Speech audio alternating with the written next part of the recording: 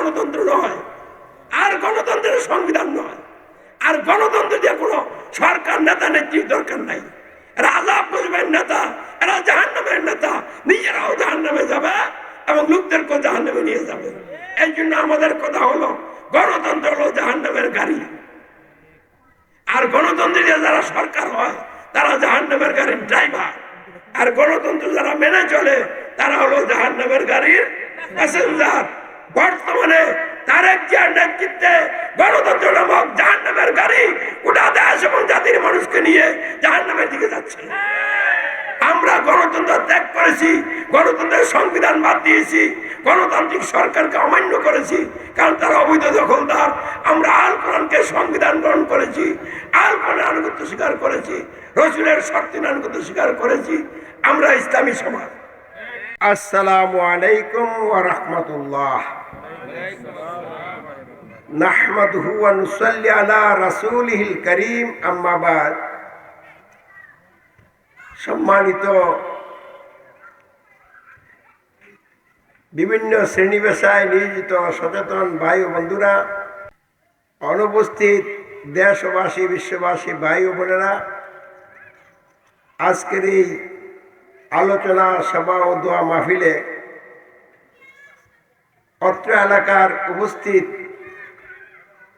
ভাই ও বোনেরা, আপনাদের সকলকে ভালোবেসে মহব্বত করে সকলের কল্যাণে গুরুত্বপূর্ণ কিছু কথা উপস্থাপন করব।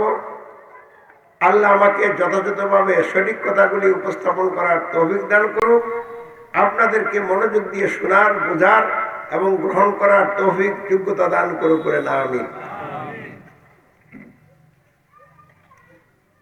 আজকের এই মাহফিলের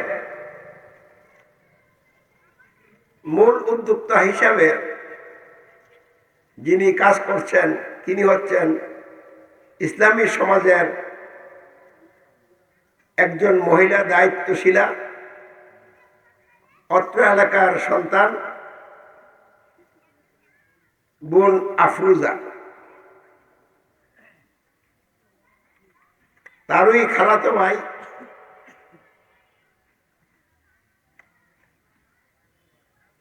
আকরাম হোসেন সাহেব আমার ডানে উপস্থিত আছেন।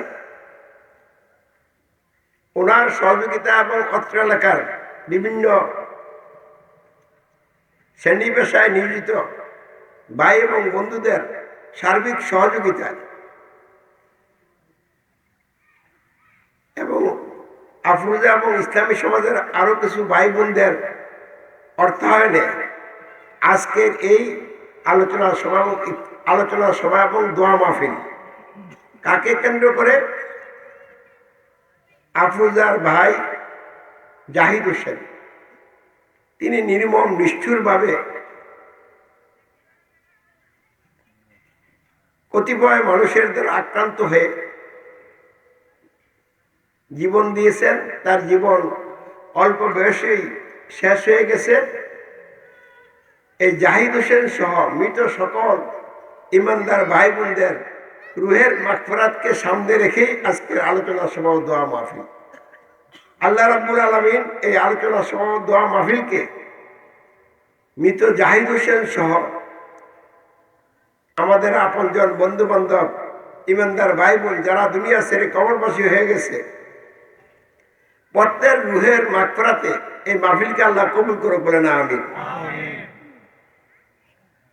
জীবিত ইমানদার ভাই বোন দেশে বিদেশে যে যেখানে আছে, সকলের সার্বিক কল্যাণে আজকের এই মাহফিল আল্লাহ কবুল করুক। আমারও বলেন আমিন।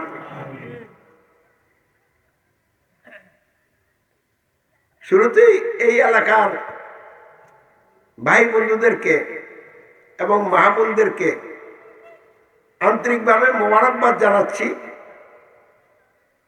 তারা এমন একটা মাহফিলের আয়োজন করেছেন, কম বেশি সকলেই সহযোগিতা করেছেন এবং আল্লাহর বিশেষ রহমতের সাহায্যে আমরা এই মাহফিলটা শুরু করে শেষ পর্যায়ের দিকে যাচ্ছি। এই মাহফিল বিশেষ করে এই এলাকার সকল মুসলিম ভাই বোনদের জন্য আমভাবে সারা দুনিয়ার সকল মুসলমান ভাই বোনদের জন্য এবং বিশ্বের সকল মানুষের জন্য হেদায়েতের পথ প্রশস্ত করিয়া দেব, উন্মুক্ত করিয়া দেব বলে না আমি। অল্প কয়দিন আগেই রমজান মাস শেষ হয়ে গেল। শনিবার দিন আমরা ঈদুল ফিতর আদায় করেছি, ঈদুল ফিতরের সালাত আদায় করেছি, আর মাঝে একদিন গেছে আজকে সোমবার। এই যে রমজান মাস চলে গেল, এই রমজান মাসের মাহাত্ম্য গুরুত্ব অন্যান্য অনেক মাসের চেয়ে অনেক অনেক বেশি। এই মাসের গুণাগুণ বৈশিষ্ট্য নিয়ে কথা বলার প্রয়োজন নাই, আপনারা সকলেই জানেন। আমি খালি একটা কথা বলবো, এই রমজান মাসের এত গুরুত্ব কেন? অবশ্যই গুরুত্ব এই মাস বহন করে কোন একটা বিশেষ কারণেই তো। তাহলে বিশেষ কারণটা কি? বিশেষ কারণটা হলো রমজান মাসে আল্লাহ রাব্বুল আলামিন আল কোরআন নাজিল করেছেন। বলুন আলহামদুলিল্লাহ। রমজান মাসে কি পুরো কোরআন নাজিল হয়েছে? প্রতি রমজানে কি নাজিল হয়েছে?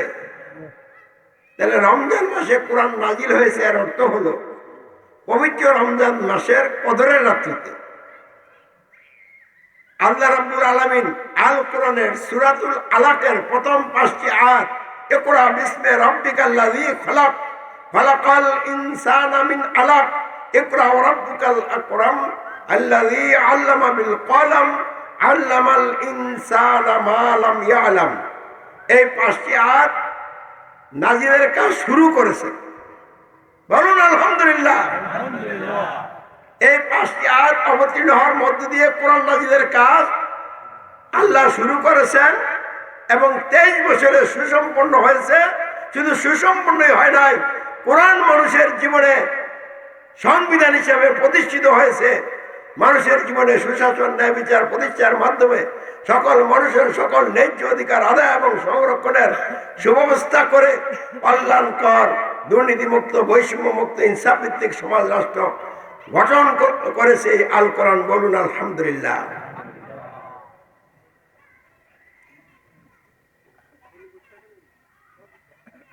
এই যে কোরআন, আল কোরআন রমজান মাসে নাজিল হয়েছে, এ ব্যাপারে আল কোরআন কি বলছে শুনে। পবিত্র আল কোরআন বলছে, বিসমিল্লাহির রহমানির রহিম, শাহরু রমাদান আল্লাযী উনজিলা ফীহিল কুরআনু হুদাল লিন-নাস। রমজান মাস সেই মাস যেই মাসে আল কোরআন নাজিল করা হয়েছে মানব জাতির হেদায়েতের।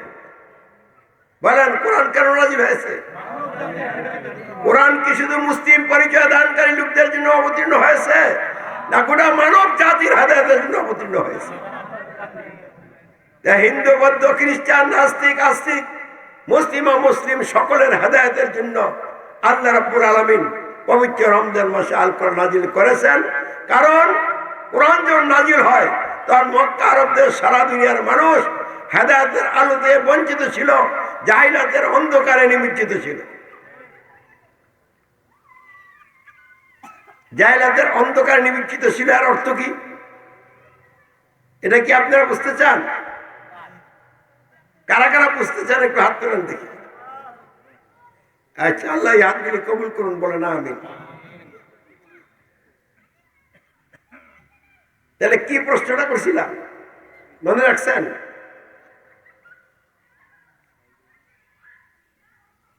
মানুষ হেদায়েতের আলোতে বঞ্চিত ছিল, জাহিলাতের অন্ধকারে নিমজ্জিত ছিল। এই জাহিলাতের অন্ধকারে নিমজ্জিত ছিল, এর অর্থ কি? এটা হলো এখন আমাদের আলোচনার কথা।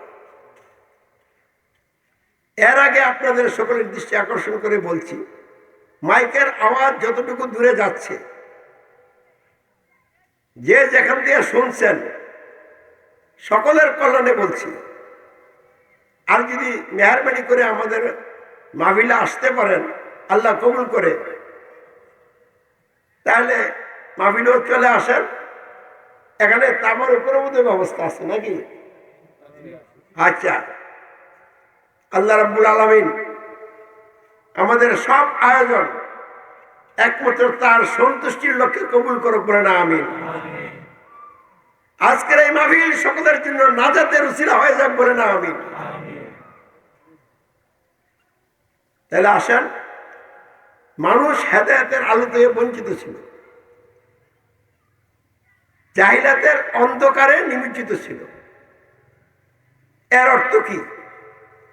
এইটা আমরা বোঝার জন্য কিছু বিষয় আগে সামনে নিয়ে আসে। এক নম্বর বিষয় হলো, মানুষ সমাজবদ্ধ জীব। মানুষের পক্ষে একা চলা সম্ভব না। আদি পিতা আদম এবং আদি মাতা হাওয়া, এই দুজনকে আল্লাহ সৃষ্টি করে দুজনকেই জান্নাতে রেখেছিলেন। আবার জান্নাত থেকে দুনিয়ায় এই দুজনকে নামিয়ে দিয়েছিলেন। আবার দুজনে মিলে একটা সমাজ গ্রহণ করেছিলেন। বলুন আলহামদুলিল্লাহ। আস্তে আস্তে সমাজ কি হয়? বড় হয়। তাহলে মানুষ একা চলতে পারে না, একজনের জন্য আরেকজনের প্রয়োজন আছে কিনা বন্ধুরা? তাহলে মানুষ মানুষের প্রয়োজন এবং কল্যাণের জন্য সমাজবদ্ধ হয়, সমাজবদ্ধ থাকে। সমাজকে আর একটু ভালো করে নিয়ন্ত্রণ করে শান্তি এবং শৃঙ্খলার সাথে পরিচালনা করার জন্য রাষ্ট্রের উৎপত্তি হয়েছে। রাষ্ট্র কি সমাজকে বাদ দিয়া? সমাজকে নিহিত রাষ্ট্র।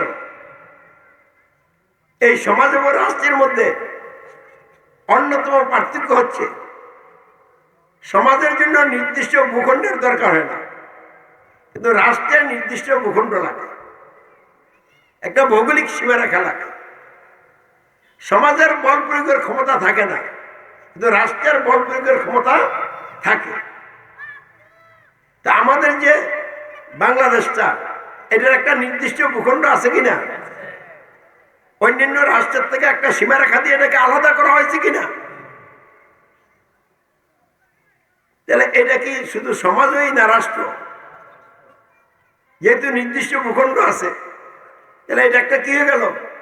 রাষ্ট্র হয়ে গেল। এই রাষ্ট্রটার মধ্যে হিন্দু, বৌদ্ধ, খ্রিস্টান, মুসলিম পরিচয় দানকারী এই চার ধর্মের লোক বসবাস করে কিনা বন্ধুরা? হিন্দুদের তাদের একটা ধর্মীয় সমাজ আছে না নাই? বৌদ্ধদের ধর্মীয় সমাজ আছে না নাই? খ্রিস্টানদের ধর্মীয় সমাজ আছে না নাই? মুসলিম পরিচয় দানকারী লোকদের ধর্মীয় সমাজ আছে না নাই? অবশ্যই আছে। তো ধর্মীয় দিক থেকে কি তারা সকলে এক না আলাদা?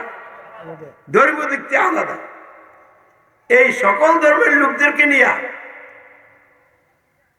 গণতন্ত্রের ভিত্তিতে একটা সংবিধান রচনা করে ওই সংবিধানের আওতায় আরেকটা বৃহত্তর সমাজ, রাজনৈতিক সমাজ, রাষ্ট্রীয় সমাজ গঠন করা হয়েছে না হয় নাই? তাহলে এটার নাম হলো গণতান্ত্রিক সমাজ। যেহেতু এই সমাজটা গণতন্ত্র দিয়ে গঠিত হয়েছে, গণতন্ত্রের ভিত্তিতে একটা সংবিধান রচনা করা হয়েছে, আর ওই সংবিধান মোতাবেক এই সমাজ রাষ্ট্র গঠন এবং পরিচালনার যাবতীয় কার্যক্রম চলছে, তাহলে এই সমাজের নাম কি? গণতান্ত্রিক সমাজ। তাহলে গণতান্ত্রিক সমাজের অধীনে হিন্দুরা আছে না নাই? বৌদ্ধ, খ্রিস্টানরা এবং মুসলিম পরিচয় দানকারী লোকেরা। তাহলে এই যে সমাজ এবং রাষ্ট্র অঙ্গাঙ্গিভাবে জড়িত, এই সমাজ এবং রাষ্ট্র গঠনের জন্য বেসিক কিছু বিষয় লাগবে কিনা? কমপক্ষে সমাজ এবং রাষ্ট্র এই দুইটার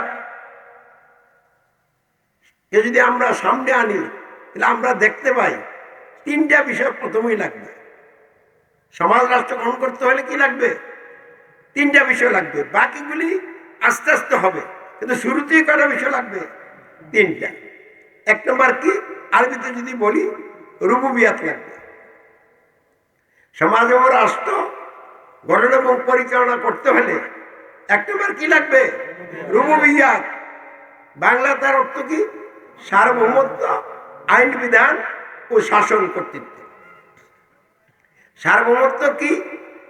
সমাজ এবং রাষ্ট্রের মালিকানা এবং সমাজ ও রাষ্ট্রকে গঠন ও পরিচালনা করার জন্য প্রয়োজনীয় আইন বিধান তৈরি করা এবং তৈরিকৃত আইনগুলিকে প্রয়োগ করার জন্য সর্বোচ্চ ক্ষমতা। তাহলে মালিকানা এবং সর্বোচ্চ ক্ষমতা এই দুইটা মিলে হলো সার্বভৌমত্ব। তাহলে সার্বভৌমত্ব কথাটা বললেই আমাদের চিন্তা চেতনায় কি আসবে? সমাজ এবং রাষ্ট্রের মালিকানা এবং সমাজ ও রাষ্ট্রটাকে গঠন ও পরিচালনা করার জন্য আইন তৈরি করা এবং আইন প্রয়োগ করার সর্বোচ্চ ক্ষমতা। এই দুইটা মিলে হলো কি? সার্বভৌমত্ব। এই সার্বভৌমত্বের মীমাংসা না করে কোনো সমাজ রাষ্ট্র গঠন করা কি সম্ভব? কেন সম্ভব না? সমাজ ও রাষ্ট্র গঠন এবং পরিচালনা করতে হলে প্রয়োজন আইন বিধান। একটা বিল্ডিং বানাবেন, এই জন্য রড বালু সিমেন্ট লাগবে, কিন্তু সমাজ কি রড বালু সিমেন্ট দিয়ে বানাবেন? তাহলে কি লাগবে? আইন বিধান লাগবে। গঠন করতো আইন বিধান, পরিচালনা করতো কি আইন বিধান। এই আইন বিধানটা কে দিবে? এই জন্য সমাজ ও রাষ্ট্রের মালিক ঠিক করা লাগবে। মালিক যে হবে আইন বিধানও সেই দিবে। তাহলে আইন বিধান আগে না মালিক ঠিক করা আগে? আর মালিকটা যদি দুর্বল হয় তাহলে তার কথা কি সমাজে চলবে? এই জন্য মালিকটা হতে হবে সমাজ ও রাষ্ট্রের জন্য সর্বোচ্চ ক্ষমতার অধিকারী। তাহলে মালিকানা এবং সর্বোচ্চ ক্ষমতা এই দুইটা মিলে হলো কি? সার্বভৌমত্ব। আর এই জিনিসটা যারে দেওয়া হবে সে হবে কি? সার্বভৌমত্বের মালিক। আর সার্বভৌমত্বের মালিক হইয়া সে আইন জারি করবে, আর ওই আইনই প্রয়োগ করা হবে। তাহলে আইন প্রয়োগ মানে শাসন কর্তৃত্ব। এটা আগে না আইন আগে? আইন আগে না সার্বভৌমত্ব আগে? তাহলে সার্বভৌমত্ব, আইন বিধান, শাসন কর্তৃত্ব। সার্বভৌমত্ব আমরা বুঝছি, এই সার্বভৌমত্বের মালিক যিনি, তার আদেশ নিষেধ ইচ্ছা অনুমোদনে আনে। সার্বভৌমত্বের মালিক হইয়া সে ওই আসনে বসা যা আদেশ করবে ওইটাই কি? আইন। যা নিষেধ করবে এটাও কি? আইন। সে যেটা ইচ্ছা করবে এটি আইন। সে যদি কোনো একটা কিছুকে অনুমোদন করে এটাও কি হয়ে যাবে? আইন হবে। তাহলে আইনের সংজ্ঞা কি? সার্বভৌমত্বের মালিক যিনি, তার আদেশ নিষেধ ইচ্ছা ও অনুমোদনকে আইন বলা হয়। আর কর্তৃত্ব কি? আইন প্রয়োগকেই কর্তৃত্ব বলা হয়। অফিস পরিচালনা করা হয়, রাষ্ট্র পরিচালনা করা হয়, সমাজ পরিচালনা করা হয় আইন বিধান দিয়া। এই পরিচালনার নাম হইল কি? কর্তৃত্ব। তাহলে রুবুবিয়াত, সার্বভৌমত্ব, আইন বিধান, শাসন কর্তৃত্ব, এই তিনটা বিষয় বাদ দিয়া, তিনটা মিলে তো একটা রুবুবিয়াত। তাহলে এটা বাদ দিয়া কি কোনো সমাজ হবে? তাহলে বাংলাদেশে এটা আছে না নাই? এই ব্যাপারে একটা মীমাংসা তো আছে। দ্বিতীয় বিষয় কি? সমাজ এবং রাষ্ট্রের দ্বিতীয় মৌলিক বিষয় হলো উলুহিয়াত। বাংলা হলো দাসত্ব, আইনের আনুগত্য ও উপাসনা। মানুষ যুগে যুগে কারো না কারো কাছে নত হয়। এই যে নত হওয়া, একটা শক্তির সামনে নিজেকে হীনতা এবং নগণ্যতা প্রকাশ করা, হীন নগণ্য ভাবা, এই হীনতা নগণ্যতা নত হওয়াকে দাসত্ব বলা হয়। আরবিতে বলা উলুহিয়াত, ইবাদত। 2 নম্বর, আইন পালনকে বলা হয় আনুগত্য। আর গুণ কীর্তন, প্রশংসা, প্রার্থনা, এই জাতীয় জিনিসগুলিকে বলা হয় কি? উপাসনা। তাহলে উলুহিয়াতের মধ্যে 1 নম্বরে দাসত্ব, 2 নম্বরে কি? আইনের আনুগত্য, 3 নম্বরে কি? উপাসনা। এই তিনটা বিষয় মিলে যার আরবি হলো কি? উলুহিয়াত। যার আরেকটা আরবি হলো কি? ইবাদত। এই বিষয়টা বাদ দিয়ে কোনো সমাজ হইতে পারে না। কারণ আইন বিধান যখন সমাজে থাকবে, মানুষ এই আইন বিধান পালন করবে, এই পালনের নামই তো আনুগত্য। তাহলে এই উলুহিয়াত ছাড়া কি কোনো সমাজ হতে পারে, রাষ্ট্র হতে পারে? হতে পারে না। এরপরে নেতা নাই, সমাজ রাষ্ট্র চলবে? তাহলে সমাজ ও রাষ্ট্রের জন্য কেউ না কেউ নেতা হতে হবে, নেতৃত্ব দিতে হবে। আর নেতায় নেতৃত্ব দিবে, মানুষ কি তার নেতৃত্ব মোতাবেক চলবে? না, চলবে না। যদি মানুষ নেতার নেতৃত্ব মেনে না চলে তাহলে সমাজ থাকবে? এই জন্য 3 নম্বর বিষয় হলো সমাজ ও রাষ্ট্রের মৌলিক বিষয় নেতৃত্বের ইতাআত, নেতার আনুগত্য, অনুসরণ, অনুকরণ।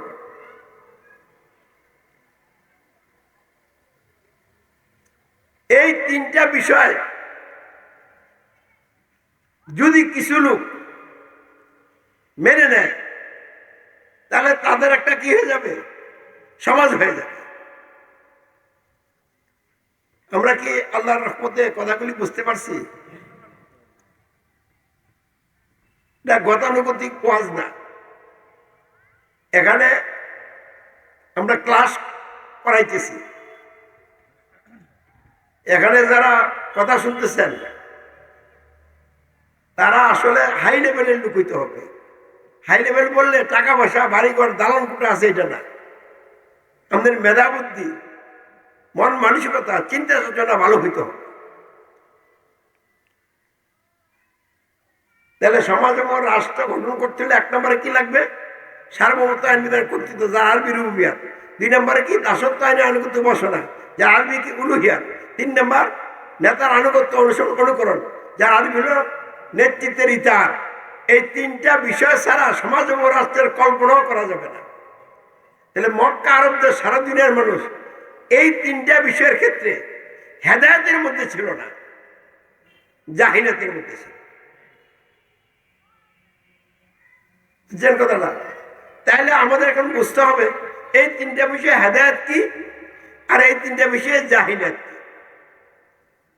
মানে রুবুবিয়াত সার্বভৌমত্ব আইন বিধান কর্তৃত্ব, এই বিষয়ে হেদায়েতটা কি, আবার এই বিষয়ে জাহিলাতটা কি।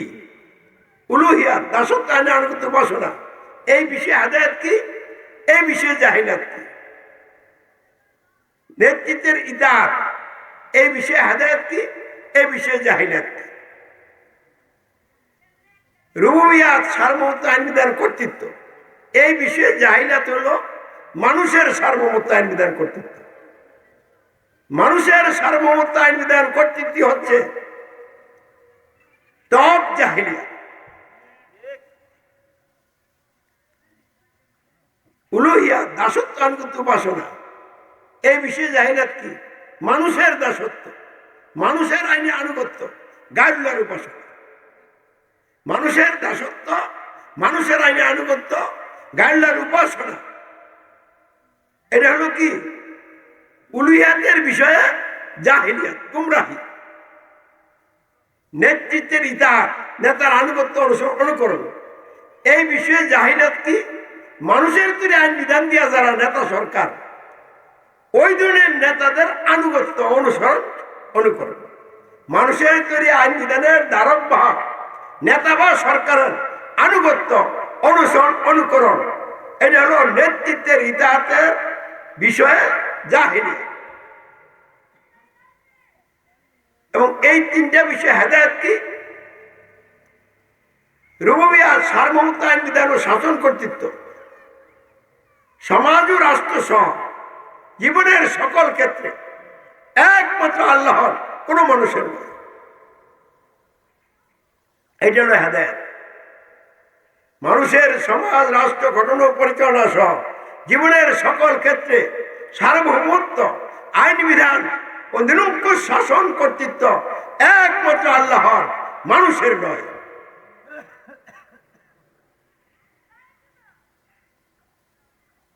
দাসত্ব আনুগত্য উপাসনা যার আরবি উলুহিয়াত, এই বিষয়ে হেদায়েত কি, মানুষের সমাজ রাষ্ট্র গঠন ও পরিচালনা সহ জীবনের সকল ক্ষেত্রে দাসত্ব আইনের আনুগত্য উপাসনা একমাত্র আল্লাহর, অন্য কারো নয়।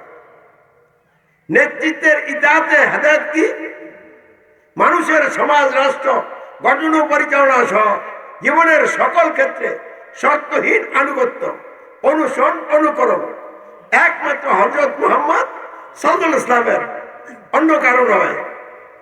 অর্থাৎ মানুষের তৈরি আইন বিধানের ভিত্তিতে নেতৃত্বদানকারী কোন নেতা বা সরকারের আনুগত্য অনুসরণ অনুকরণ নয়। যদি কোন নেতা শর্ত পূরণ করে এই 3টা মৌলিক হেদায়েত গ্রহণ করে, এই 3টা মৌলিক হেদায়েতের অধীনে থেকে এগুলির ভিত্তিতে নেতৃত্ব দেয় আমির হিসাবে, তো ওই নেতার আনুগত্য করলে মূলত রাসূলেরই কি করা হবে, আনুগত্য করা হবে। তাহলে রাসূলের অবর্তমানে আল্লাহর সার্বভৌমত্বের ভিত্তিতে তার আইন বিধানের প্রতিনিধিত্বকারী আমিরের আনুগত্য, এটা হলো কি বাস্তব হেদায়েত। আমরা কি কথা বুঝতে পারছি? তাহলে মক্কা আরবদের সারা দিনের মানুষ হেদায়েতের আলোতে বঞ্চিত ছিল, গুমরাহির মধ্যে নিমজ্জিত ছিল, চরম অন্ধকারে নিমজ্জিত ছিল। এর অর্থ হলো মক্কা আরবদের সারা দিনের মানুষ তাদের সমাজ রাষ্ট্রগণ পরিচালনার জায়গায়, জানমাল ব্যবহার করার জায়গায় আল্লাহর সার্বভৌমত্ব আইন বিধান কর্তৃত্বের পরিবর্তে মানুষের সার্বভৌমত্ব আইন বিধান কর্তৃত্ব মেনে আল্লাহকে রব অমান্য করে, মানুষকে রব গ্রহণ করে রবের সাথে কুফর এবং শিরকে লিপ্ত ছিল। 2 নম্বরে আল্লাহর দাসত্ব, তার আনুগত্য এবং তার উপাসনার পরিবর্তে মানুষের দাসত্ব, মানুষের আইনে আনুগত্য, আল্লাহর উপাসনায় লিপ্ত ছিল। আল্লাহর ইবাদত বাদ দিয়ে মানুষের ইবাদতে লিপ্ত ছিল, গায়রুল্লাহর ইবাদতে লিপ্ত ছিল। আল্লাহ রাব্বুল আলামিনের ইবাদতের সাথে কুফর এবং শিরকে লিপ্ত ছিল। 3 নম্বরে হক নেতার আনুগত্য বাদ দিয়ে বাতিল নেতার নেতৃত্বের আনুগত্যের অধীনে বন্দী ছিল। এমন অবস্থায় কোরআন নাজিল হয়েছে তাদের কিসের জন্য? হেদায়েতের জন্য। এখন তাহলে তাদেরকে কি দাওয়াত দিতে হবে? তাদেরকে হেদায়েতের পথে আনতে হলে তো একটা আহ্বান করতে হবে।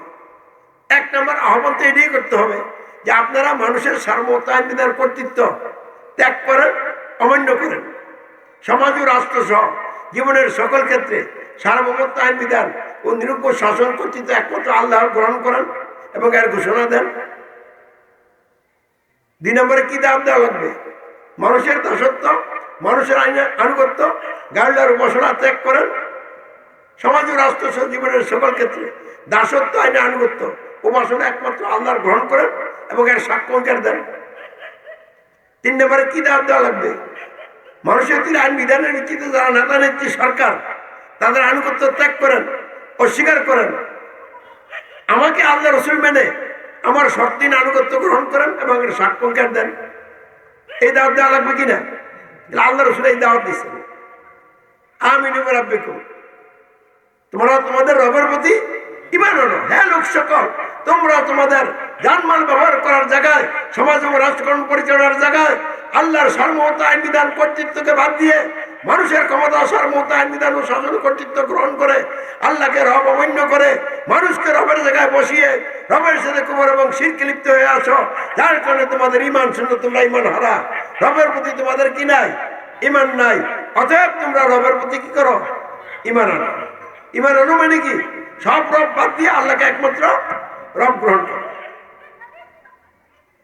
তারপর আল্লাহ রাসূল কি দাওয়াত দিয়েছেন?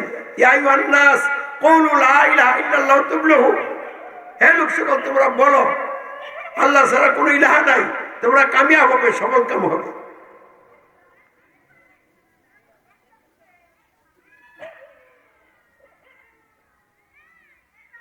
তিন নম্বর কি দাওয়াত দিয়েছেন? আমি আল্লাহ রসুল, তোমরা আমার নেতৃত্ব মেনে আমার আনুগত্য করো। আমাকে আল্লাহ রসুল মেনে না, তোমরা আমার অনুসরণ অনুকরণ করো। তাহলে এই দাওয়াত যারা কবুল করছে, কবুলের আগে তারা কোথায় ছিল? জাহিলাতে। কবুল করার সাথে সাথে তারা হেদায়েতের মধ্যে আসছে।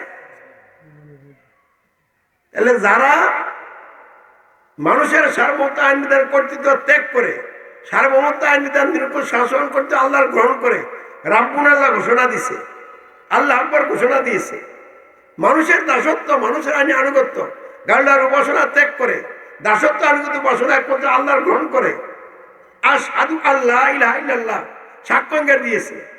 যারা মানুষের তৈরি আইন বিধানের ধারক বাহক নেতা আবু জাহেলের আনুগত্য ত্যাগ করে হযরত মুহাম্মদ সাল্লাল্লাহু আল্লাহ রসুল গ্রহণ করে তার শর্তের আনুগত্য গ্রহণ করছে এবং আশহাদু আন্না মুহাম্মাদার রাসূলুল্লাহ সাক্ষ্য অঙ্গীকার দিছে, তারা জাহিলাত থেকে বেরিয়ে হেদায়েতের মধ্যে আসছে। আগে ছিল তারা ইসলামের বাইরে, এখন তাদের অবস্থান কোথায়? ইসলামের ভিতরে। তাহলে যেই মানুষের সার্বভৌমত্ব আইন বিধান কর্তৃত্বের অধীনে আছে, সে কি হেদায়েতে আছে? তাহলে মক্কা আরবদের সারা দুনিয়ার মানুষ হেদায়েত থেকে বাইরে ছিল, গুমরাহির মধ্যে ছিল। এই কথার অর্থ হলো, এক নম্বরে তারা আল্লাহর সার্বভৌমত্ব আইন বিধান কর্তৃত্বের অধীনে ছিল না, তারা মানুষের সার্বভৌমত্ব আইন বিধান কর্তৃত্বের অধীনে ছিল।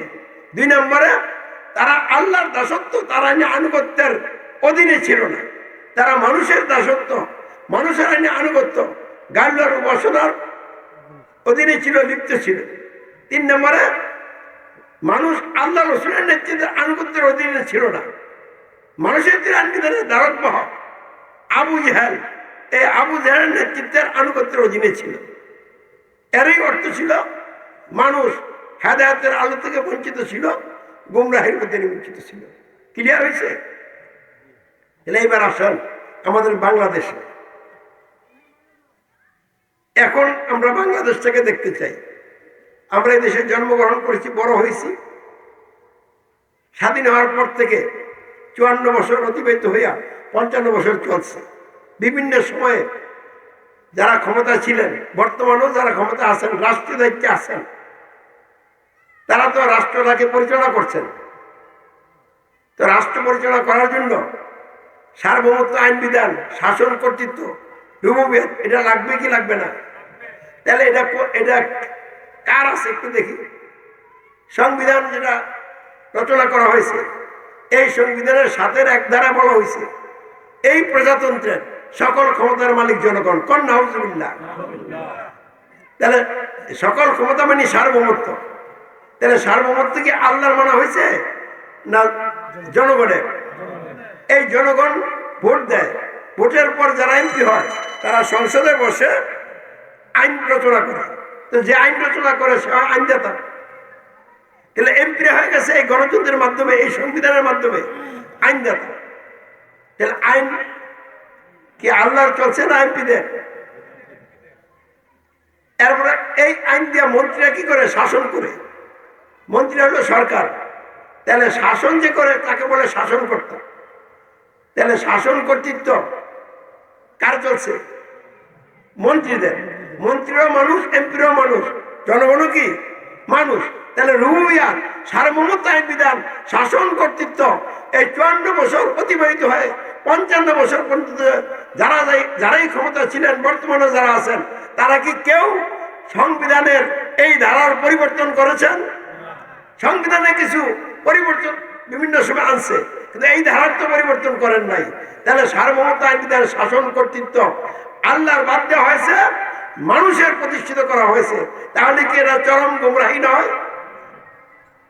তাহলে আজ 1400 বছর আগে মক্কা আরব দেশ, সারা দুনিয়ার মানুষ যেমনি ভাবে হেদায়েতের আলোতে বঞ্চিত হয়ে গুমরাহির মধ্যে নিমজ্জিত ছিল, জাহিলিয়াতের অন্ধকারে নিমজ্জিত ছিল, আজকে আমাদের এই বাংলাদেশের মানুষ গণতন্ত্র গ্রহণ করে সমাজ ও রাষ্ট্র পরিচালনার জায়গায় সার্বভৌমত্ব আইন বিধান, শাসন কর্তৃত্ব আল্লাহর পরিবর্তে মানুষের গ্রহণ করে মেনে নিয়ে একই গুমরাহিতে লিপ্ত হয়ে আছে। সৌদি আরবের মানুষ সমাজ ও রাষ্ট্র পরিচালনা, রাজতন্ত্র গ্রহণ করে রাজতন্ত্র মেনে একই গুমরাহিতে নিমজ্জিত হয়ে আছে। পাকিস্তান, হিন্দুস্তান, চীন, রাশিয়া, আমেরিকার পৃথিবীর প্রতিটি রাষ্ট্রের মানুষ কোনো না কোনো মানবোচিত ব্যবস্থা গ্রহণ করে সমাজ ও রাষ্ট্র পরিচালনায় আল্লাহর পরিবর্তে মানুষের সার্বভৌমত্ব আইন বিধান, শাসন কর্তৃত্ব মেনে নিয়ে চরম গুমরাহির মধ্যে নিমজ্জিত হয়ে আছে। ইসলাম আর গণতন্ত্র এক জিনিস নয়, ইসলাম আর রাজতন্ত্র এক জিনিস নয়, ইসলাম আর মানবোচিত ব্যবস্থা ভাই ভাই নয়। ইসলাম আর মানবোচিত ব্যবস্থা পরস্পর বিপরীত এবং বিরোধী ব্যবস্থা এবং সাংঘর্ষিক ব্যবস্থা। ইসলামের মৌলিক বিষয় 3টি: রুবুবিয়তে তাওহীদ, সার্বভৌমত্ব আইন বিধান, নিরঙ্কুশ শাসন কর্তৃত্ব একমাত্র আল্লাহর, মানুষের নয়। উলুহিয়াতে তাওহীদ, দাসত্ব আইনে আনুগত্য উপাসনা একমাত্র আল্লাহর, অন্য কারণ হয় না। নেতৃত্বের ইতাআতে তাওহীদ, শর্তহীন আনুগত্য, অনুসরণ, অনুকরণ একমাত্র হযরত মুহাম্মদ সাল্লাল্লাহু আলাইহি ওয়াসাল্লামের, অন্য কারণ হয়। এই 3টা হলো ইসলামের কি মৌলিক বিষয়। এই 3টা বিষয় যে গ্রহণ করবে, যার মধ্যে থাকবে, সেই ইমানদার মুসলমান। এই 3টা বিষয় যেই দলের মধ্যে থাকবে, ওই দল ইসলামী দল। এই 3টা বিষয় যে সমাজে থাকবে, ওই সমাজ ইসলামী সমাজ। এই 3টা বিষয় যে রাষ্ট্রে থাকবে, ওই রাষ্ট্র ইসলামী রাষ্ট্র। এই 3টা বিষয়ের একটা বিষয় যদি বাদ যায়, তাহলে বাকি দুইটা অটোমেটিক্যালি বাদ হয়ে যাবে। বুঝছেন? এটার জন্য একটা উদাহরণ দিচ্ছি। মানুষের মাথা থেকে পা পর্যন্ত এই দেহের ভিতরে অনেকগুলো অঙ্গ আছে কিনা? সব অঙ্গ কি একরকম? কাইনাঙ্গুলের অঙ্গ, কাইনাঙ্গুলের নখ কি অঙ্গ? নখটা তুলে নিলে কি আপনি মরে যাবেন? কাইনাঙ্গুলটা কেটে ফেললে কি আপনি মরে যাবেন? কিন্তু গলাটা কেটে ফেললে মরে যাবেন। আচ্ছা, গলা কেটে ফেললে হার্ট কাজ করবে কিনা? মাথা কাজ করবে কিনা? আচ্ছা, গলা রাখলেন, মাথা সেচে নিলেন, মজা করে সব বের করে ফেললেন, তাহলে এখন গলা কাজ করব? হার্ট কাজ করব? গলা ঠিক আছে, মাথা ঠিক আছে, কিন্তু ভিতরে হার্টটা ব্লক হয়ে গেছে, হার্ট ফেল করছে। এখন গলা কাজ করব, মাথায় কাজ করবে? তাহলে হার্ট, গলা, মাথা এই তিনটা এমন অঙ্গ, একটা বাদ গেলে বাকি দুইটা কি হয়ে যায়? বাদ হয়ে যায়। তো ইসলামের এই মৌলিক তিনটা বিষয় এমন বিষয়, একটার সাথে আরেকটা মনে হয় জড়িত, একটা বাদ গেলে বাকি দুইটা কি হয়ে যায়? বাদ হয়ে যায়। তাহলে এই তিনটাই থাকতে হবে যদি আপনি ইসলামের মধ্যে থাকতে চান। এই তিনটা নাই, আমাদের নামাজ আছে, রোজা আছে, হজ আছে, যাকাত আছে, তা আপনি কি ইসলামে আছেন? দাবি করতে পারবেন, তা আমাদের অবস্থান ইসলামে নাই। যদি হার্ট চলে যায়, আত্মা দেহতে বিদায় হয়ে যায়, চোখ কান আত্মা সবই তো আছে, কিন্তু কোনটা কি কোনো কাজ করবে? তাহলে ইসলামের এই মৌলিক তিনটা বিষয় যার মধ্যে নাই, সে কি মুসলমান? সে কি ইমানদার? এই তিনটা মৌলিক বিষয় যেই দলের মধ্যে নাই, সেই দল কি ইসলামী দল? এই তিনটা বিষয় যেই সমাজের মধ্যে নাই, এই সমাজ কি ইসলামী সমাজ? এই তিনটা বিষয় যেই রাষ্ট্রে নাই, ওই রাষ্ট্র কি ইসলামী রাষ্ট্র? এটা আমাদের বাংলাদেশে গণতন্ত্রের মাধ্যমে যে সমাজ রাষ্ট্র গঠন করা হয়েছে, এই গণতন্ত্রের মৌলিক বিষয় কটা? তিনটা। এক নম্বর বিষয় কি? সার্বভৌমত্ব আইন বিধান কর্তৃত্ব মানুষের। দুই নম্বর বিষয় কি? মানুষের বানানো আইনে আনুগত্য, মানুষের দাসত্ব। উপাসনা বলে যার যার, যার যার করলে তো আল্লাহর হলো না। তারপরে অনুসরণ, অনুকরণ কোন নেতার? এই গণতন্ত্র দিয়ে যে নেতা হবে, ওই নেতারই তো আনুগত্য, অনুকরণ করা হবে। তাহলে মানুষের তৈরি আইন বিধানের ধারক নেতা বা সরকারের আনুগত্য, অনুকরণ। তাহলে গণতন্ত্র মানলে এই তিনটা মানা হয়নি। গণতন্ত্র যদি কেউ মেনে নেয়, তাহলে সার্বভৌমত্ব আইন বিধান কর্তৃত্ব মানুষের মানা হয়েছে কিনা? মানুষের তৈরি সংবিধানের আনুগত্য স্বীকার করা হয়েছে কিনা? মানুষের তৈরি সংবিধানের ধারক বা নেতা বা সরকারের আনুগত্য স্বীকার করা হয় কিনা? যদি হয়, তাহলে ইসলামের মৌলিক তিনটা বিষয় থাকে কিনা? তাহলে কি আসে? রুবিয়াতে শিরক, উলিয়াতে শিরক, নেতৃত্বের ইতিহাতে শিরক। কথা পরিষ্কার বুঝতে পারছেন? তাহলে গণতন্ত্র যেই মেনে নিবে, এক নম্বরে সে সমাজ এবং রাষ্ট্রের জায়গায় আল্লাহকে রব্বাত দিছে, মানুষকে রব গ্রহণ করছে। দুই নম্বরে আল্লাহর আইন পালনের অঙ্গীকার বাদ দিছে, মানুষের আইন পালনের অঙ্গীকার করছে, ফলে লা ইলাহা ইল্লাল্লাহ বাদ হয়ে গেছে। তারপরে গণতন্ত্র গ্রহণ করার কারণে, মেনে নেওয়ার কারণে, গণতন্ত্র যে সরকার হয়, তারা সরকার মেনে তার আনুগত্য স্বীকার করলে রসুলের আনুগত্য থাকে কিনা? তাহলে ইসলামের তৃতীয় মৌলিক বিষয় কি হয়ে যায়? বাদ হয়ে যায়। তাহলে এই লোকটা কি এখন ইসলামের লোক? তার অবস্থান কি ইসলামে? তাহলে বাংলাদেশে শতকরা 92 জন লোক নিজেকে মুসলিম পরিচয় দেয়। এই মুসলিম পরিচয় দানকারীরা কি এক দলে না বিভিন্ন দলে বিভক্ত? আওয়ামী লীগ, বিএনপি, জাতীয় পার্টি, এনসিপি, আরো এরকম দল আছে না? এরা হলো খাস গণতান্ত্রিক দল। এরা কি দল? তারা কি আল্লাহর সার্বভৌমত্ব আইন বিধান কর্তৃত্ব সমাজ ও রাষ্ট্রের জায়গায় মেনে নিছে? তারা কি সমাজ ও রাষ্ট্রের জায়গায় আল্লাহর আইনে আনুগত্য স্বীকার করেছে? তারা কি সমাজ ও রাষ্ট্র পরিচালনার জায়গায় আল্লাহ রসুলের আনুগত্য স্বীকার করেছে? তার সাফ অর্থ হলো স্বীকার করে নাই। তাহলে ইসলামের মৌলিক তিনটা বিষয়ের মধ্যে আওয়ামী লীগ নাই, বিএনপি নাই, জাতীয় পার্টি নাই, এনসিপি নাই, কমিউনিস্ট পার্টি নাই, ইত্যাদি গণতান্ত্রিক দলগুলি নাই। তাহলে তারা কি ইমানদার? তাদের অবস্থান কি ইসলামে না জাহিলিয়াতে? তাহলে তারা এইভাবে জাহিলাতের মধ্যে থেকে মৃত্যুবরণ করবে, ঠিকানা কোথায় হবে? জাহান্নামে। আমরা কি বসে থাকবো? তাদেরকে সাবধান করবো না, সতর্ক করবো না? তাই আমাদেরকে সাবধান করতে হবে, সতর্ক করতে হবে। শুধু সাবধান সতর্ক করলেই হবে না, এমন পরিস্থিতি তৈরি করতে হবে যাতে তারা গণতন্ত্রে মুক্ত হয়ে কোরআনের অধীনে আসতে সক্ষম হয়, বাধ্য হয়। রাজি আছেন? এই জন্য ইসলামের খালি ওয়াজ করলে হবে না, রাজপথে বুকের রক্ত ঢেলে দিয়ে গণতন্ত্রকে খতম করে ইসলামের বিজয় নিশান পুড়িয়ে দেশ এবং জাতির মানুষকে, নারী পুরুষ ভাই বোনদেরকে গণতন্ত্র থেকে মুক্ত করতে হবে ইনশাআল্লাহ। তাই ইসলামী সমাজের আন্দোলন গণতন্ত্রকে খতম করার আন্দোলন। ইসলামী সমাজের আন্দোলন এই গণতন্ত্রের ভিত্তিতে রচিত কোরআন বিরোধী সংবিধানকে মূলোৎপাটন করে আল কোরআনকে সমাজ এবং রাষ্ট্রে সংবিধান হিসেবে প্রতিষ্ঠা করার তীব্র আন্দোলন।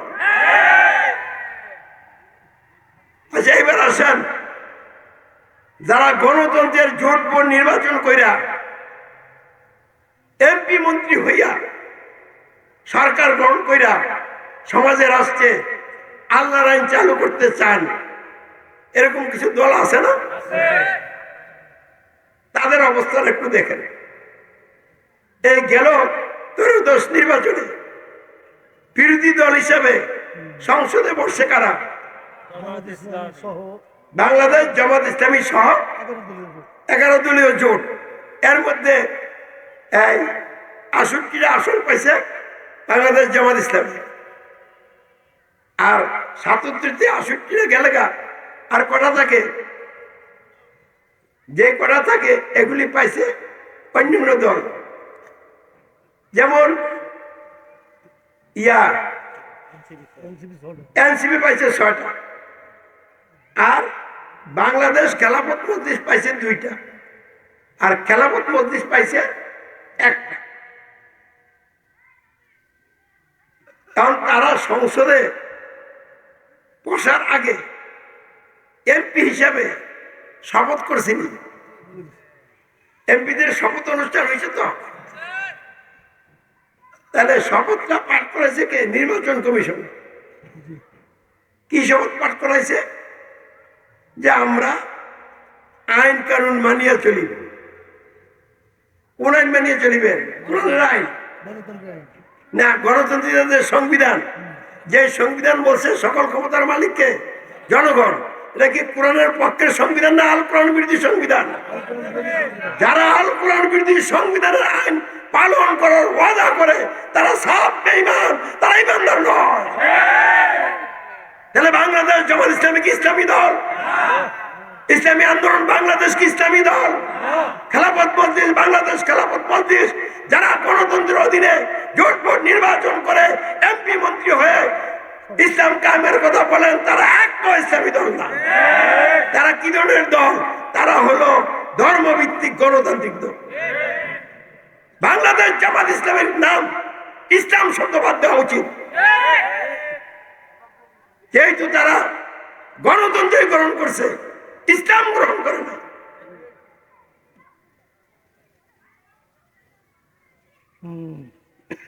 এখন আর কারে বলবো? কওমি মাদ্রাসা, আলিয়া মাদ্রাসা, তাবলিগ জামাত, পীরি মুরিদি, এরা কি গণতন্ত্রের বিরুদ্ধে বিদ্রোহ করে দল গ্রহণ করেছে? তাহলে যেহেতু গণতন্ত্রের রাষ্ট্র চলছে, আপনি এটার বিরুদ্ধে বিদ্রোহ করেন নাই, আপনি ওইটার অধীনে আছেন, সব জাহিলাতের অধীনে আছেন।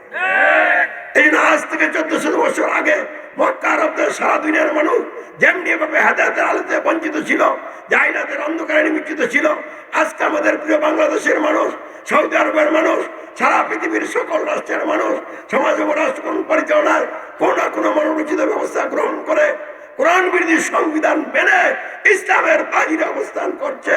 জাহিলাতের মধ্যে আছে, হেদায়েতের মধ্যে নাই।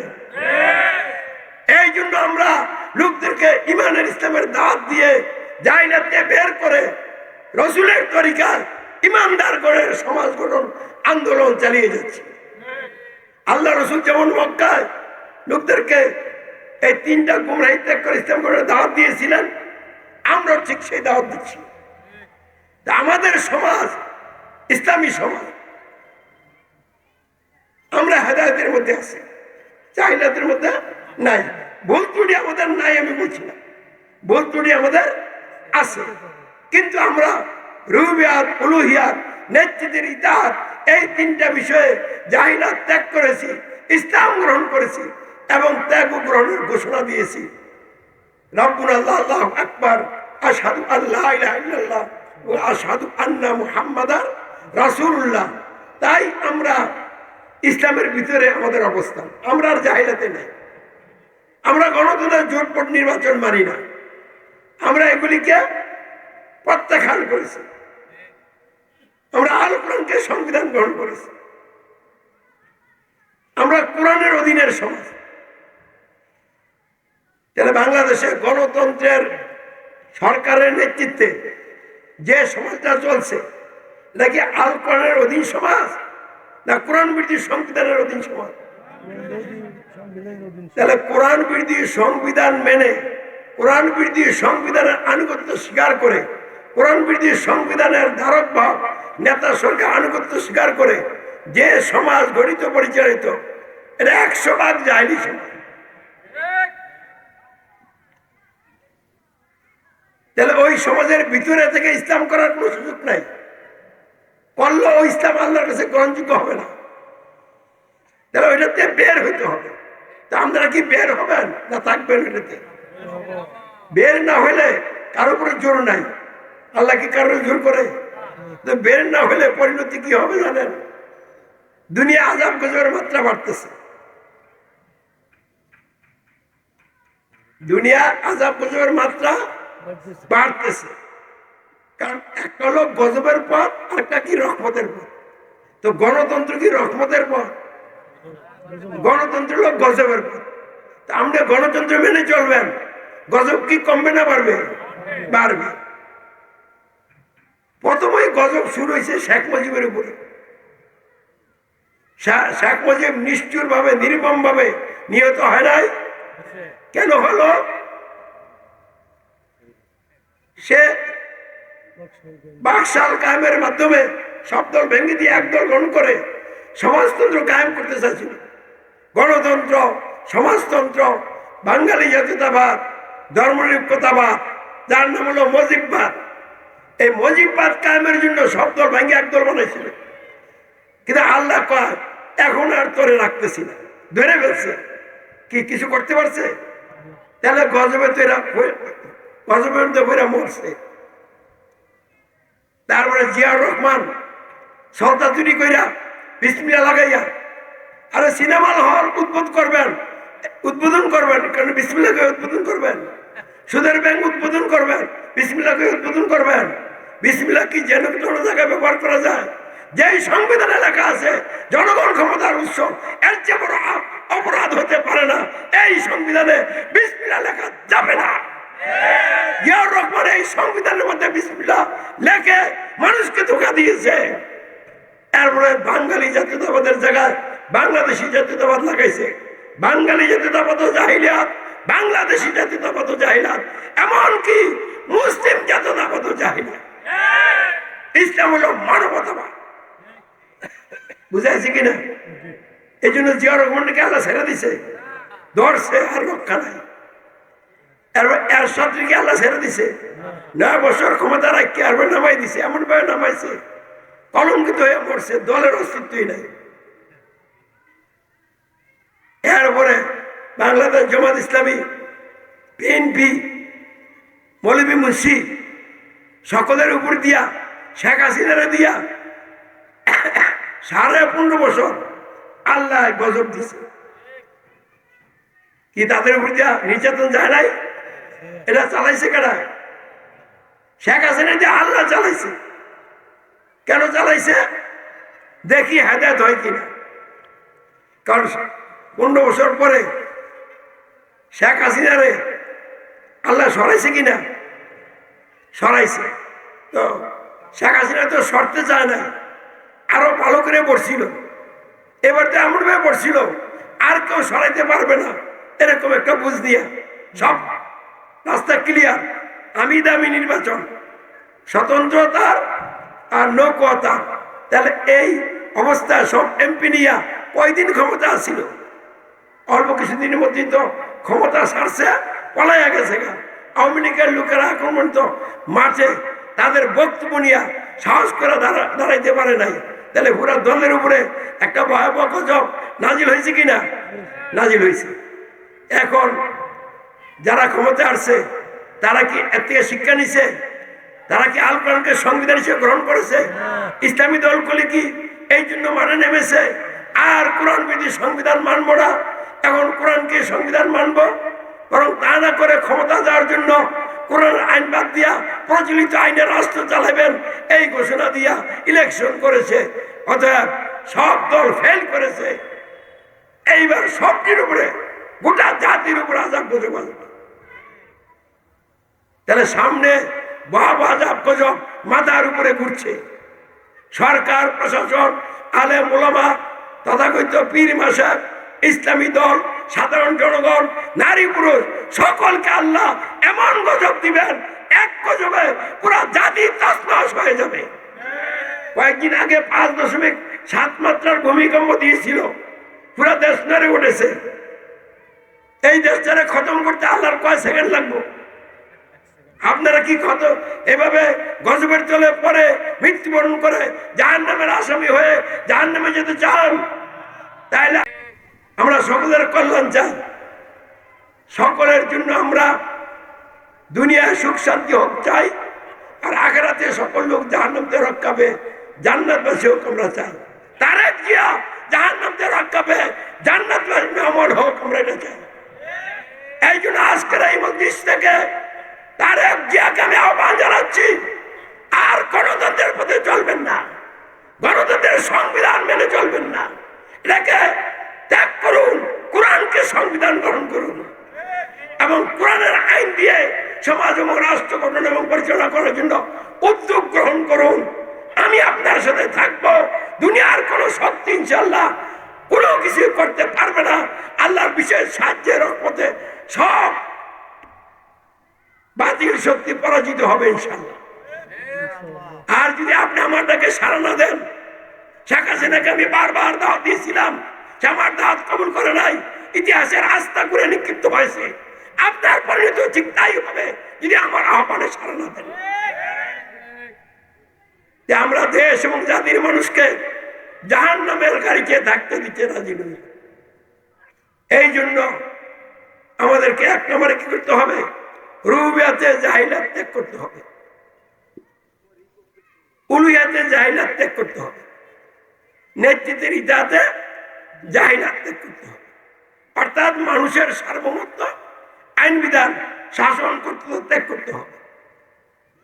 মানুষের তৈরি সংবিধানের আনুগত্য ত্যাগ করতে হবে, মানে কোরআন বিরোধী সংবিধানের আনুগত্য ত্যাগ করতে হবে। 3 নম্বরে কোরআন বিরোধী সংবিধান দিয়ে যারা নেতা সরকার, তাদের আনুগত্য ত্যাগ করতে হবে। আর সার্বভৌমত্ব আইন বিধান কর্তৃত্ব আল্লাহ গ্রহণ করতে হবে, রাব্বুল আল্লাহ ঘোষণা দিতে হবে, আল্লাহ আকবার ঘোষণা দিতে হবে। তারপরে দাসত্ব আনুগত বসনা একমাত্র আল্লাহর গ্রহণ করতে হবে এবং আর সাক্ষ্য দিতে হবে আশহাদু আল্লাহ ইলাহা ইল্লাল্লাহ। 3 নম্বরে শর্তহীন আনুগত্য, অনুকরণ একমাত্র হযরত মুহাম্মদ সাল্লাল্লাহু আলাইহি ওয়াসাল্লামের গ্রহণ করতে হবে এবং আর সাক্ষ্য দিতে হবে আশহাদু আন্না মুহাম্মাদার রাসূলুল্লাহ। অতঃপর বিচ্ছিন্ন থাকা যাবে না, আমাদেরকে ঐক্যবদ্ধ হইতে হবে, ঐক্যবদ্ধ থাকতে হবে। ঐক্যবদ্ধ হইতে হলে, ঐক্যবদ্ধ থাকতে হলে আমিরই লাগবে। নবী রাসূল যেহেতু আর আসবেন না, সর্বোচ্চ নবী এবং রাসূল হযরত মুহাম্মদ সাল্লাল্লাহু আলাইহি ওয়াসাল্লাম, আমিরের যুগ, তাহলে আমির লাগবে কিনা?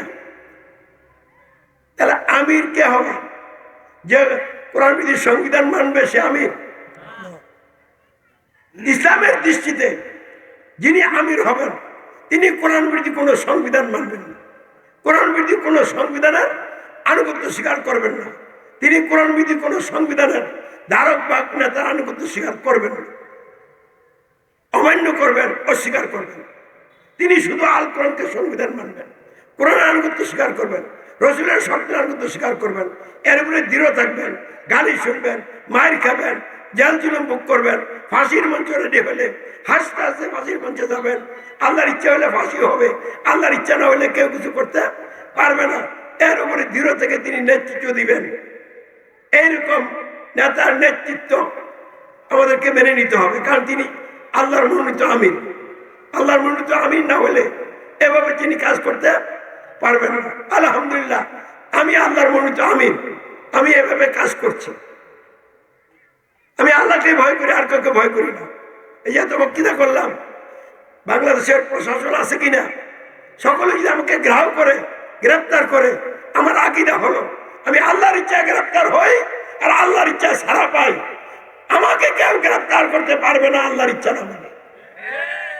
আমাকে কেউ গ্রেপ্তার করে আটক করে রাখতে পারবে না আমার রবের ইচ্ছার বাইরে। তাহলে আল্লাহ আমাকে পরীক্ষা করার জন্য গ্রেপ্তার করেন, আবার পরীক্ষা নিয়ে ছেড়ে দেন। এই দ্বারা আমি চলছি। কারণ পৃথিবীতে এই দ্বারা কোনো দল বা আমির আছে কিনা খুঁজে দেখেন। যারা মুসলিম পরিচয় দেয়, আমি ছাড়া, আমার নেতৃত্বে ইসলামী সমাজ, এই হক দলটা ছাড়া বাকি যারা মুসলিম পরিচয় দেয় তারা তিনটা দলে বিভক্ত। তাদের কয়টা? তিনটা। একটা হলো তারা নামাজ, জিকির, আজকার ইত্যাদি ধর্মীয় আচার অনুষ্ঠান পালন করে, কিন্তু রাজনীতি নিয়ে তারা মাথা ঘামায় না। তাহলে কোরআন বিরোধী সংবিধান দিয়ে রাষ্ট্র চলছে, এটার অধীনে থেকে তারা ধর্মীয় আচার অনুষ্ঠান পালন করে। এটা একটা গ্রুপ আসেনি, এদের নাম দিছি আমি নিরিবিলি আল্লাহ বিল্লাহ জিকির আজকার করনেওয়ালা গ্রুপ। যা জমানায় নাই। এই গ্রুপে কারা কারা আছে? তাবলিগ জামাত, পীর মুরিদি, কওমি মাদ্রাসা, আলিয়া মাদ্রাসা, এরপর কিছু সাংস্কৃতিক সংগঠন আছে, ধর্মীয় সংগঠন, এরা হল এই গ্রুপের লোক। আরেকটা হলো ইসলাম পরিচয় দানকারীদের মধ্যে গণতন্ত্র দিনে দল গঠন করে, গণতন্ত্রের জোট নির্বাচনে অংশগ্রহণ করে, এমপি মন্ত্রী হওয়ার ইচ্ছা নিয়ে এগিয়ে যায়, আর এটাকে ইসলাম কায়েমের রাস্তা বলে ঘোষণা করেছে, প্রচার করে। এরকম গ্রুপ আসেনি? তাহলে এরা কি ইসলামের মৌলিক তিনটা বিষয়ের মধ্যে আছে? তাহলে এরা আরো জাহিলাতের মধ্যে আছে। আরেকটা গ্রুপ হইলো গণতন্ত্র মানি না, ক্ষমতা যাওয়ার জন্য সশস্ত্র লড়াই করবো, কিতাল গ্রুপ। কিতালের নামে তারা কি করে? বোমা বানায়, বোমাবাজি করে, সরকারের কে টার্গেট করে তারা হত্যাযজ্ঞ চালায়, মারে এবং মরে। এরকম একটা গ্রুপ আসেনি মুসলিম পরিচয় দানকারীদের মধ্যে? তো আল্লাহর নবী রাসূলগণ রাষ্ট্রীয় ক্ষমতায় যাওয়ার আগে সশস্ত্র লড়াই করছেন কিনা একটা ইতিহাস দেখেন। হযরত মুহাম্মদ সাল্লাল্লাহু আলাইহি ওয়াসাল্লাম কিতাল করেছেন, মানে সশস্ত্র লড়াই করেছেন। কখন? মদিনায় রাষ্ট্রীয় নেতৃত্ব লাভের পর। মক্কায় কি করছেন? আবু জেহেলরা যখন ক্ষমতায় ছিল, মানব রচিত ব্যবস্থা দিয়ে যখন রাষ্ট্র চলছিল, এমন অবস্থা দাওয়াতের মাধ্যমে দাওয়াত কবুলকারী লোকদেরকে নিয়ে তিনি একটা বিকল্প সমাজ, আলাদা সমাজ বানাইছেন। তার সমাজের নীতি কি ছিল? সবর, ক্ষমা, মার খাওয়া, মার দিও না, লোকদের জন্য হেদায়েতের দোয়া করা। এভাবে চলতে চলতে 13 বছরের মাথায় মক্কা আল্লাহ রাসূলকে হত্যা করার সিদ্ধান্ত করছে। তখনও তিনি আবু জেহেলকে ক্ষমতা দেন আমাদের জন্য সশস্ত্র লড়াইয়ের ডাক দেন নাই। তিনি মক্কা ছেড়ে চলে গেছেন কোথায়?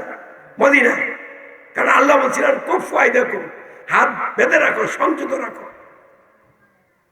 মোকাবেলার দায়িত্ব আমার উপরে ছেড়ে দাও। রাষ্ট্রীয় নেতৃত্ব আসার আগে রাসূল কোনো সশস্ত্র লড়াই করছেন? আল্লাহ সশস্ত্র লড়াই নির্দেশ দিচ্ছেন, বরং না করার নির্দেশ দিচ্ছেন। তাহলে আমাদের রাষ্ট্রীয় ক্ষমতায় যাওয়ার জন্য সশস্ত্র লড়াই যে করতেছেন, এটা কি ইসলামের যুদ্ধ? আমাদের মনমতো যুদ্ধ। রমজান মাসে রোজা রাখা ফরজ, আমি যদি কোন মহরম মাসে রোজা ফরজ, এই কথা বলে যদি মহরম মাসে রোজা রাখেন, তাহলে কি আল্লাহর বিধান হবে? না, এটা আমাদের নিজের মন করা হবে। তাহলে ইসলাম প্রতিষ্ঠার নামে যারা সশস্ত্র লড়াই করেন রাষ্ট্রীয় ক্ষমতা যাওয়ার জন্য, যেখানে আল্লাহর কোন নবী রাসূল রাষ্ট্রীয় ক্ষমতা যাওয়ার জন্য আন্দোলন করেন নাই, ক্ষমতাসীনদেরকেও জাহিলাত ত্যাগ করে ইসলাম গ্রহণের দাওয়াত দিচ্ছেন। নবীদের সাথে দ্বন্দ্ব লাগছে দাওয়াত নিয়ে। কি নিয়ে দ্বন্দ্ব লাগছে? ক্ষমতার দ্বন্দ্ব না, দাওয়াত নিয়ে দ্বন্দ্ব লাগছে। তাহলে আপনারা ক্ষমতা যাওয়ার জন্য দ্বন্দ্ব শুরু করে দিচ্ছেন, এটা কোন নবীর অনুসরণ করতেছেন আপনারা? আল্লাহ রসুলের কি এটা অনুসরণ? এটা আল্লাহ রসুলের অনুসরণ না, আল্লাহ রসুলের নামে শয়তানের অনুসরণ করতেছেন আপনারা। অর্থাৎ এটি কোনো ইসলামের কাজ না। তাহলে এই তিনটার বাইরে আমরা ইসলামের সমাজ, আমরা সশস্ত্র সংগ্রাম করে ক্ষমতায় যাব এই আকীদা আমরা বিশ্বাস করি না। কারণ ক্ষমতা আল্লাহ দিবেন ইমানদার সৎকর্মশীল হইলে। তাহলে ইমানদার সৎকর্মশীল হওয়ার জন্য আপসিকভাবে ইমানি নৈতিক আন্দোলন চালিয়ে যেতে, আমরা চালিয়ে যাচ্ছি। এভাবে চলতে চলতে আমরা ইমানের, আমার টার্গেট আছে, আমি বারবার দেখতেছি, আমাকে 10টা মিনিট বলা হয়েছিল, এই জন্য আমি 4 মিনিট আর আছে, আমার না বললো আমি ছেড়ে দিই। তাহলে কি বলছিলাম, এই যে যারা বলে এদের সাথে আমাদের আর কোনো কি নাই, কানেকশন আছে, নিরিবিলি আল্লাহ বিল্লাহর মধ্যে আমরা নাই। তারপরে গণতন্ত্রের জোটবদ্ধ নির্বাচনের সাথে আমরা নাই। উগ্রবাদ, জঙ্গিবাদ, ইত্যাদি নামে সশস্ত্র সন্ত্রাস, এগুলির সাথে আমরা নাই। তাহলে আমরা এক কথা কি, আমরা মানুষের ক্ষমতা, আইন বিধান, শাসন কর্তৃত্ব মানি না, মানব না। সার্বভৌমত্ব, আইন বিধান, নিরঙ্কুশ শাসন কর্তৃত্ব মানি শুধু একমাত্র আল্লাহ, রব্বুল আল্লাহ, আল্লাহ আকবার। 2 নম্বর, আমরা মানুষের তৈরি আইনের আনুগত্য, মানুষের দাসত্ব, গাল্লার উপাসনা তথা কোরআন বিরোধী সংবিধানের আনুগত্য স্বীকার করি না, করবো না। আমরা দাসত্ব আনুগত্য উপাসনা করি, করবো একমাত্র কার? আল্লাহর। আশহাদু আল্লাহ ইলাহা ইল্লাল্লাহ। 3 নম্বর, মানুষের তিনি আইন বিধান দিয়ে যারা নেতা সরকার, তারা অবৈধ দখলদার, আজাব গজবের নেতা, সীমা লঙ্ঘনকারী নেতা, জাহান্নামের নেতা, এইসব নেতাদের আমরা আনুগত্য অনুসরণ করি না, করবো না।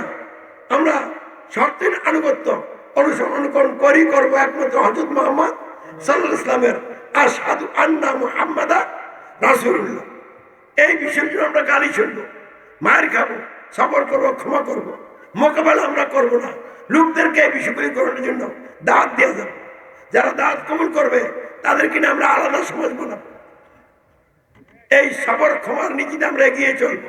এরকম চলতে চলতে ইমানের সর্বোচ্চ পরীক্ষা যেদিন আমাদের সামনে হাজির হবে, আমিরকে হত্যা করার অথবা নির্বাসনে পাঠানোর অথবা আমৃত্যু কারাদণ্ড দেওয়ার সিদ্ধান্ত করবে এবং আমিরের নেতৃত্বে আনুগত্যে ইমানদারদেরকে জেলবদ্ধ করবে, নিশ্চিন্ন করার পদক্ষেপ নেবে, সেদিন আমরা আল্লাহর উপর ভরসা করে আল্লাহর সাহায্য চাবো, জাতির মানুষের হেদায়েতের জন্য দোয়া করব। আর তখন যদি আল্লাহ রাব্বুল আলামিন তাদেরকে হটিয়ে আমাদেরকে তিনি রাষ্ট্রীয় নেতৃত্ব দেন, তখন আমরা কোরআন বিরোধী সংবিধানের আইন সমাজ ও রাষ্ট্র থেকে মূলোৎপাটন করে কোরআনের আইনকে সমাজের রাষ্ট্রে প্রতিষ্ঠা করব। এভাবে আমরা এগিয়ে যাচ্ছি। তাহলে আমাদের সম্পর্ক শুধু আছে আল কোরআন এবং রাসূলের সাথে। বুঝাইছে কথা? তাহলে এখন আপনারা কোন থাকবেন? ইসলামী সমাজে থাকবেন না গণতন্ত্রের লোকে থাকবেন? তাহলে আমার সাথে বলেন, আউযু বিল্লাহি মিনাশ শাইতানির রাজীম, বিসমিল্লাহির রহমানির রহিম।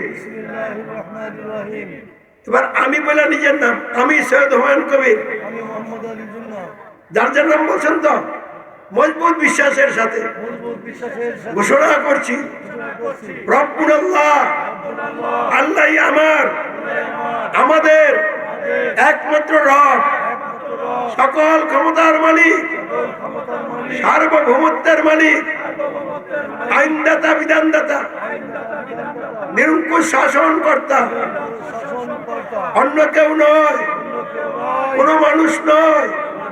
আমি কোনো মানুষকে জীবনের কোন একটি ক্ষেত্র ক্ষমতার মালিক, সার্বভৌমত্বের মালিক, আইনদাতা, বিধানদাতা ও শাসনকর্তা মানি না, মানবই না। সার্বভৌমত্ব, আইন বিধান ও নিরঙ্কুশ শাসন কর্তৃত্ব মানি শুধু একমাত্র আল্লাহ। আল্লাহু আকবার। পবিত্র আল কোরআন আল্লাহর দেওয়া আইন বিধান সম্বলিত আল কিতাব কল্যাণকর ও পরিপূর্ণ একমাত্র সংবিধান হযরত মুহাম্মদ সাল্লাল্লাহু আলাইহি ওয়াসাল্লাম আল্লাহর দেওয়া আইন বিধানের সর্বশেষ সার্বভৌম প্রতিনিধি রাসূলুল্লাহ। আমি শপথ করে বলছি, আশহাদু আল্লা ইলাহা ইল্লাল্লাহু ওয়া আশহাদু আন্না মুহাম্মাদার রাসূলুল্লাহ। আমি সাক্ষ্য দিচ্ছি, অঙ্গীকার করছি, নাই কোনো ইলাহ, মাহবুদ, দাসত্ব, আইনের আনুগত্য, উপাসনা পাওয়ার অধিকারী সত্তা একমাত্র আল্লাহ ছাড়া। আমি আরো সাক্ষ্য দিচ্ছি, হযরত মুহাম্মদ সাল্লাল্লাহু আলাইহি ওয়াসাল্লাম আল্লাহর রাসূল, শর্তহীন আনুগত্য, অনুসরণ, অনুকরণ পাওয়ার অধিকারী একমাত্র নেতা, অন্য কেউ নয়।